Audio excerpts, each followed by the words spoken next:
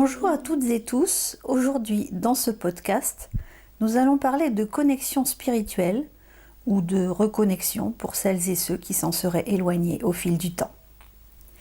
Je vous remercie chaleureusement de me soutenir ainsi que cette chaîne en vous abonnant et en likant les vidéos.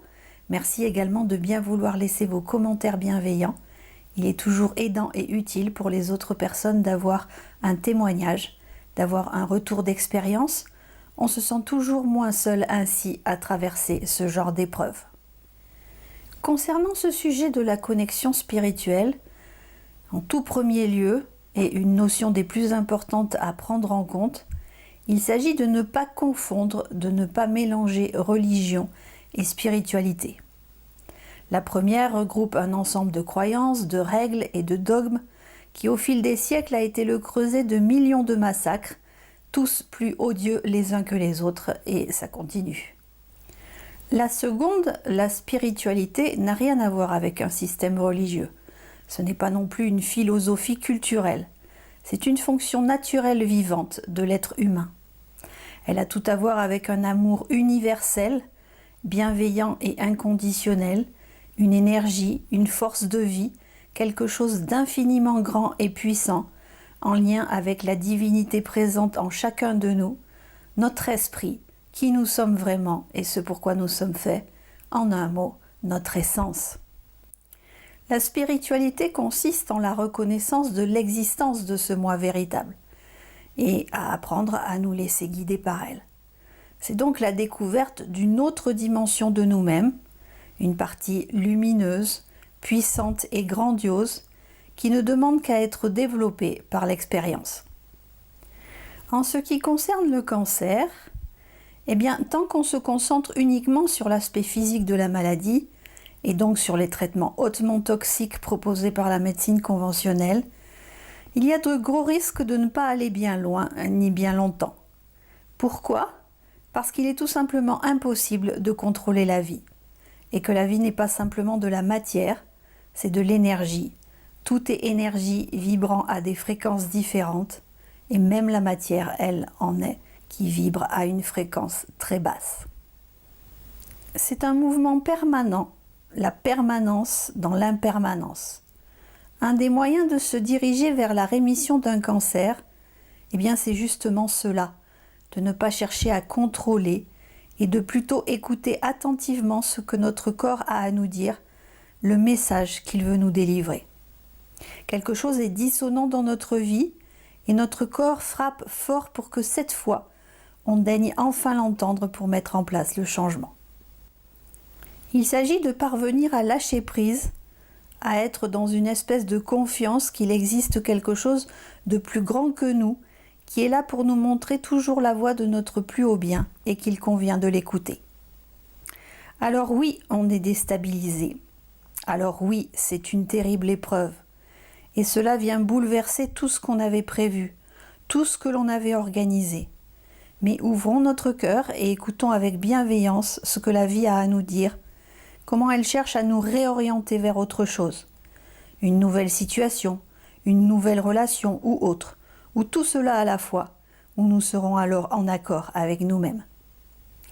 Tout au long du douloureux apprentissage de vie, l'enfant puis l'adolescent que nous avons été n'a pas eu d'autre moyen pour pouvoir survivre et continuer à avancer que le refoulement de ses souffrances et émotions, souvent non entendues ou non écoutées par les adultes environnants, qui étaient pourtant censés nous soutenir, nous protéger et prendre soin de nous. Ceci a donc privé l'adulte qu'il allait devenir de bien des capacités indispensables à une vie équilibrée, c'est-à-dire être et rester sensible envers soi-même d'abord, accueillir et reconnaître ses émotions, se souvenir, etc., etc.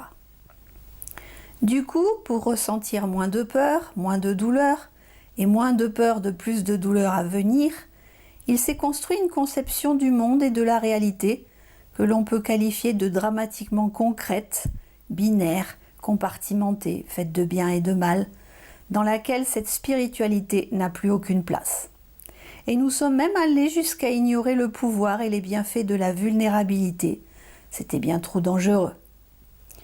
Les personnes qui sont dans ce type de démarche d'évolution spirituelle sont le plus souvent considérées par les bien-pensants cartésiens comme de gentils perchés ou de grands crédules immatures qui n'ont soi-disant jamais grandi. Jusqu'au jour où tout craque, où notre conception du monde ne suffit plus à expliquer telle tension, telle colère, telle rupture, et dans le cas qui nous occupe, telle maladie. Nous nous retrouvons alors face à l'incompréhensible. Et face à cet inexplicable qui va tellement nous bouleverser, nous ébranler dans nos convictions, si nous voulons vraiment nous en sortir et pouvoir continuer à vivre, nous n'avons pas d'autre choix que d'aller regarder dans notre enfance. Dans cet espace-là où, à l'époque, tout n'était que rêve, imaginaire, symbole, archétype et magie. Seulement maintenant, il ne s'agit plus d'un petit cheminement et d'une introspection de quelques semaines pour faire marche arrière et tout découvrir. Et plus nous attendons, et plus le boulot est gros. Les liens ayant été coupés, la cartographie n'est pas établie, les souvenirs sont pour la plupart totalement enfouis. Quant aux événements significatifs et fondamentalement constitutifs de cet adulte si rationnel et solide, ils ont été complètement refoulés.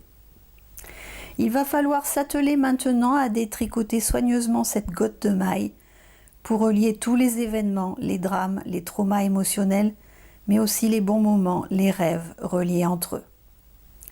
Vivre dans le rejet de notre dimension spirituelle, c'est malheureusement réduire l'expérience de notre vie à une infime partie de ce que nous sommes.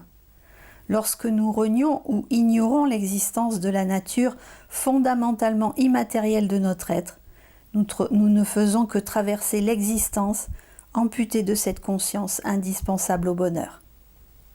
Alors que lorsque nous sommes en connexion avec elle, elle transforme notre état intérieur qui se caractérise par la joie et la liberté. Elle transforme aussi nos sensations corporelles car elle agit comme une source d'énergie et élève notre état vibratoire. Au travers de cette expérience de cancer, nous sommes vraiment invités à réaliser cet état en observant les jeux de notre ego, ses résistances, et en cultivant la confiance et le lâcher-prise.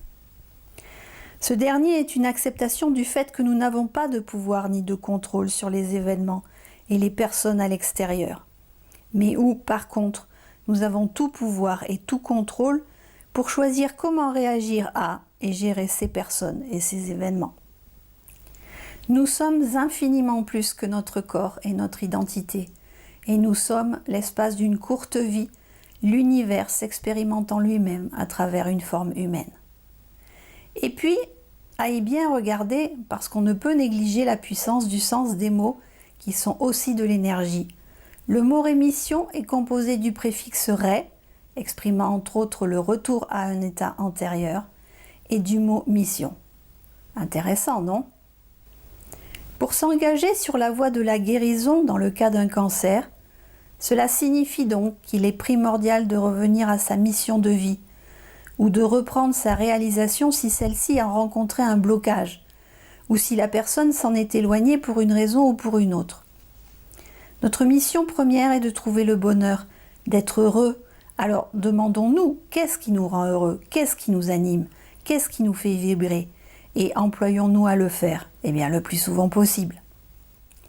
Je pense vraiment que si cette pathologie génère autant de mal, de souffrance et d'angoisse, et que nous devenons autant omnibulés par le problème et ses effets dévastateurs, c'est que nous sommes devenus tellement indifférents et insensibles à nous-mêmes au fil des années, coincés dans notre petite zone de confort étriquée, qu'il nous faut vraiment quelque chose de brutal et de violent pour fendre la carapace construite au prix de tant de refoulements. Mais il est important de prendre conscience que nous sommes les propres créateurs de ces sentiments. Ces mots nous offrent toujours des occasions d'acquérir une plus grande connaissance de la dimension spirituelle de notre être. Parce que bien sûr, vous pouvez toujours ramener la paix de manière permanente dans votre cœur. Il convient de ne pas tourner le dos à cette épreuve sur votre chemin et de regarder vraiment en face ce qui se passe. La solution existe, elle sommeille là, juste devant vous. Pas forcément facile, certes, je vous l'accorde, compte tenu de la manière et de l'intensité avec laquelle nous avons été formatés, dressés, éduqués. Mais simple, oui. Voilà, j'espère que ce podcast vous aura éclairé sur l'intérêt non négligeable de continuer à cultiver votre conscience spirituelle, ou alors à vous y remettre sérieusement si vous vous en êtes éloigné au fil du temps, pour pouvoir vous engager sur la voie de la rémission de votre cancer. Et je vous donne rendez-vous pour un prochain podcast ou une prochaine vidéo.